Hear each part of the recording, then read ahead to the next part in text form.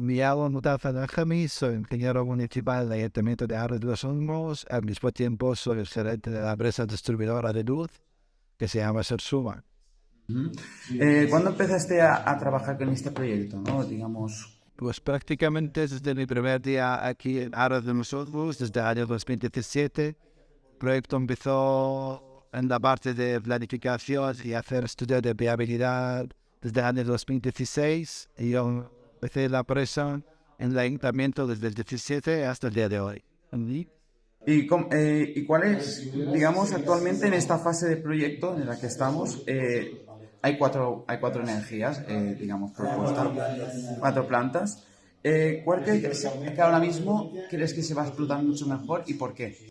Realmente la energía solar siempre ha sido la más barata y la menos complicada. Y tenemos ahora ya el permiso administrativo para la construcción, que se empezarían las obras en breve, en 2 semanas o menos de un mes ya estarían las obras empezadas y seguramente se pondría en marcha la primera planta de este proyecto en este verano, julio, agosto, como muy tarde. Sí, pero muchas fuentes, o al menos por lo que he escuchado yo, que la energía solar depende mucho, digamos, obviamente del sol, depende de las estaciones temporales. Y por lo que decían que la hidráulica y sobre todo el biogás podía ser más productivo a lo largo del año. ¿Está de acuerdo con eso, con ese dato? Claro, es decir, el solar ya sabemos antes de empezar que tenemos 1700 y algo horas de sol al año. Es decir, cuando se diseña cualquier proyecto, tú sabes las horas de funcionamiento anual. Pero teniendo en cuenta que el coste de generación de cada kilovatio o gigavatio hora, que es bastante más barato por solar que por otras fuentes, por eso insisto que es la mejor fuente para, por lo menos por la parte de viabilidad económica. ¿Lo dices a largo plazo en este caso? Sí, a largo y corto plazo, sí. Aquí vamos a distinguir. Ahí tenemos 4 fuentes, 2 que no son gestionables, en el caso que es solar y eólico, y 2 gestionables que es el biogás y el mini hidráulicos. Entonces, los gestionables son necesarias para el funcionamiento autónomo. Es más, no es por la potencia como sí, sino para poder maniobrar en el caso de aumento de demanda, para cubrir las horas cuando no hay recurso solar o iónico, entonces tener unas alternativas. De acuerdo. Y en diversos artículos de medios de comunicación, digamos que se estima que si ha habido retrasos, sobre todo en el tema de construcción, por ejemplo, del biogás, que nos comentó con Porcar. ¿Cuándo cree que estima que pueda terminar el proyecto de autoabastecimiento para que se instaure ya definitivamente como Aras de los Olmos un pueblo autodependiente, ¿no? En este caso. Sí, pues siendo realista, imagino que el año 2025 a 2026 para tener las 4 fuentes funcionando. Ten en cuenta que no hemos, por ejemplo, no hemos empezado en el tema de trámites del proyecto mini hidráulico, porque eso se va a hacer entre 2 comunidades autónomas. Esto se tiene que legalizar por el ministerio. Por eso es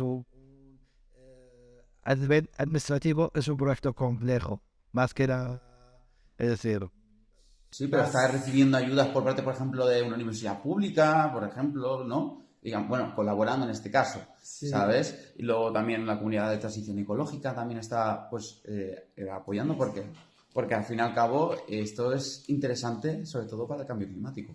claro, pero aquí tenemos que distinguir entre subvención o ayuda pública entre gente que está ayudando al proyecto. La Universidad Politécnico está haciendo su papel como socio del proyecto en la parte de investigación, en la parte de diseño del proyecto, pero eso no tiene que ver con la parte económica.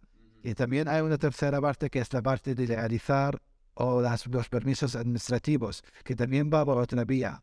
Podrías tener una subvención, podrías tener una ayuda para pagar una instalación y no tener el permiso de hacer esta instalación. Y podrías perderla. Vamos, que es una cuestión burocrática, por decirlo. Así es, sí. Para hacer cualquier proyecto hace falta permiso de obra y es el mismo permiso para una planta de 700 kilovatios, como en nuestro caso, o si fuese un parque de 5 megas, que sería 10 veces más grande. Entonces, eso es lo que nos complica un poco el proyecto, que se tiene que hacer. La parte administrativa es casi la mitad del trabajo. Claro, porque me imagino que, por ejemplo, una parcela de tierra que vosotros queráis, por ejemplo, para poner la planta fotovoltaica en este caso, y lo tienen varios dueños justamente esa parcela, por ejemplo, para arrendarla sería más complicado, ¿verdad? Aquí lo que se intenta siempre es trabajar en terrenos propios. Como los ayuntamientos también tienen sus propios terrenos, se intenta siempre, a no ser que sea estrictamente necesario, trabajar sobre terrenos municipales. Y hasta las líneas de luz y todo eso, si no es necesario, se pasa por terrenos municipales, por caminos municipales, intentando no tener ningún impacto sobre ningún vecino. Es lo mejor que podéis hacer. Y otra preguntita más que te quería comentar es sobre el caso de que se llega a conseguir, digamos, plantarse como un proyecto de autoabastecimiento, pero, digamos, rentable. Esto sería como el culmen para conseguir que futuras ciudades, por ejemplo, yo qué sé, Valencia, por ejemplo, pueda intentar hacerse una construcción de estas maneras, o lo ves muy precipitado. Yo lo veo más, es decir, el proyecto es un laboratorio a escala real de un proyecto de autosuficiencia energética, pero lo veo más que para una ciudad grande un poco compleja energéticamente, con viejos diferentes, lo veo más para zonas aisladas, para polígonos industriales que podrían estar lejos de la red. No siempre está disponible conectar a la red de luz. Estas redes suelen ser caras. Las distribuidoras tienen exigencias que pueden complicar y aumentar mucho el coste. Una parte comercial, ¿no? Sí, es para... Es decir, lo que estamos intentando funcionar como una isla energética. Entonces, si tú tienes, yo qué sé, un polígono industrial que está nuevo, que está a 2 kilómetros de la línea de la luz, pues podría tener un sistema de energías renovables que le permitirían funcionar sin conectarse a la red. Esto sería mucho mejor. En este caso, ¿alguna preguntita más tienes? Sí, yo tengo varias. Coméntale. Siguiendo con la pregunta de mi compañero, si Aras de los Olmos consiguiera ser energéticamente hablando una isla, ¿crees que a los pueblos de alrededor podrían comenzar a utilizar el mismo patrón?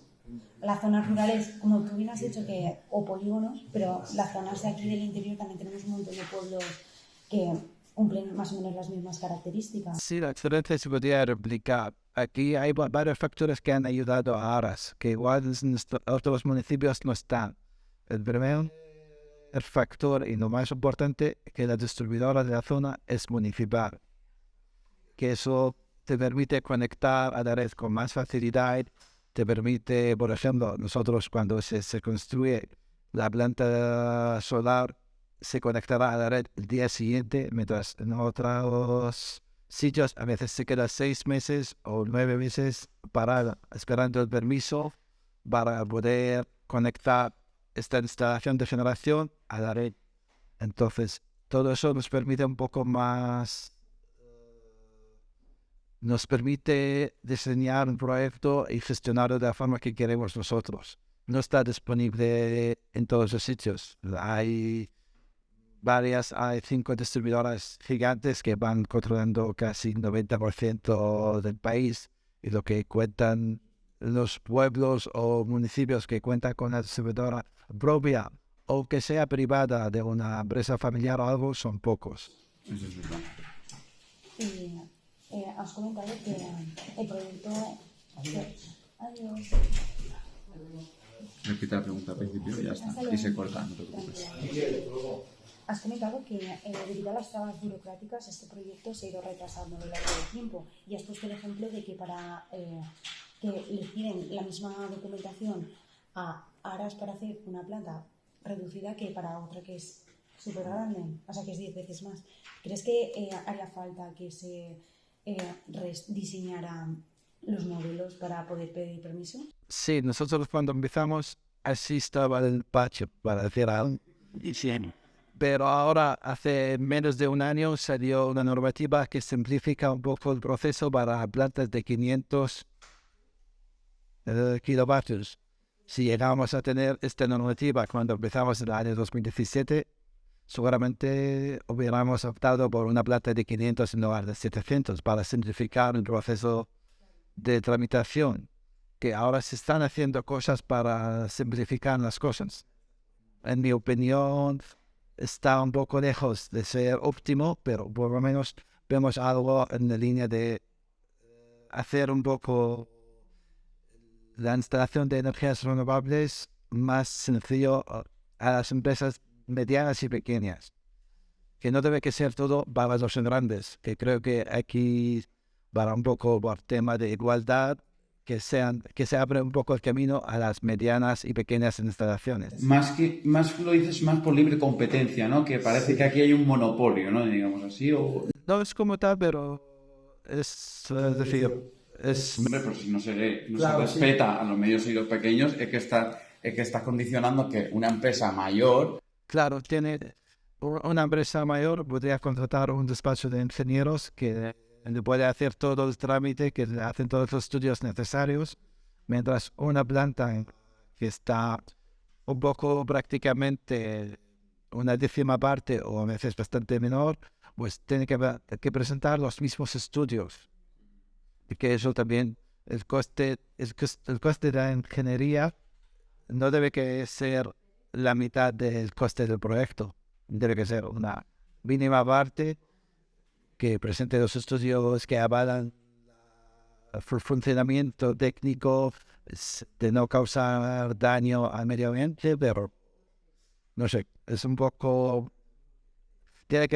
Yo entiendo que debe que ser todo bien estudiado para no causar, pero tampoco se debe que exigir lo mismo para una parque que puede ocupar un tercio de un municipio que un parque que va a ocupar una hectárea y media. Ahí puede suponer un impacto ambiental y todo lo demás. Un impacto visual y todo así, muy diferente.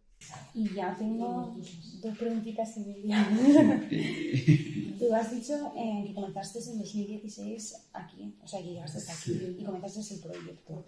Antes de llegar aquí, ¿ya te habías dedicado a hacer otro tipo de proyectos de energías renovables en otros lugares? Sí, yo estaba como investigador en la Universidad Politécnica, estaba haciendo un trabajo de investigación sobre energías renovables. Vale. Y la última es, o sea, bueno, la penúltima es que voy a hacer como un refresh. La energía solar y eólica van a ser las principales fuentes que autoabastezcan. No realmente solar, sí, la eólica en biogás y en hidráulica están diseñados, vamos a decir, cada uno de ellos va a suponer 200 kilovatios del total, mientras el solar sola 700. Es decir, el solar es más que la mitad y las tres suman 600. Entonces, la principal es el solar y las tres es para complementar. Perfecto. Y por último, las asociaciones de la luz. ¿En qué consistirán? ¿Qué beneficios van a tener los habitantes del pueblo si están dentro de las asociaciones de la luz? Pues prácticamente es tener el precio de la luz durante las horas de celebración a precio muy asequible o más barato del mercado.